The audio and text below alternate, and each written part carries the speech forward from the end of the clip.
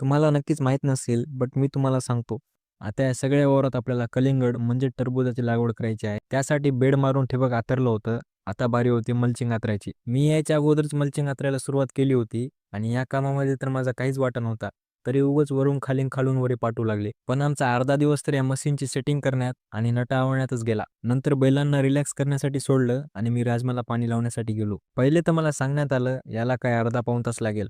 पण याने तर माझे जवळ-जवळ 2-2.5 तास घेतले. परत वावरात येऊन बघितलं तर काय, अर्ध्यापेक्षा जास्त अंतरण झालं होतं आणि बाकी राहिलेलं उद्या. तुम्हाला नक्कीच माहीत नसेल, बट मी तुम्हाला सांगतो. आता या सगळ्या वावरात आपल्याला कलिंगड म्हणजे टरबूजाची लागवड करायची आहे. त्यासाठी बेड मारून ठिबक आथरलं होतं. आता बारी होती मल्चिंग आथरायची. मी यायच्या अगोदरच मल्चिंग आथरायला सुरुवात केली होती आणि या कामामध्ये तर माझा काहीच वाटा नव्हता.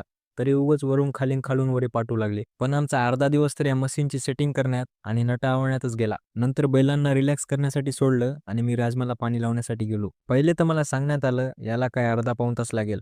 पण याने तर माझे जवळ-जवळ 2-2.5 तास घेतले. परत वावरात येऊन बघितलं तर काय, अर्ध्यापेक्षा जास्त अंतरण झालं होतं आणि बाकी राहिलेलं उद्या.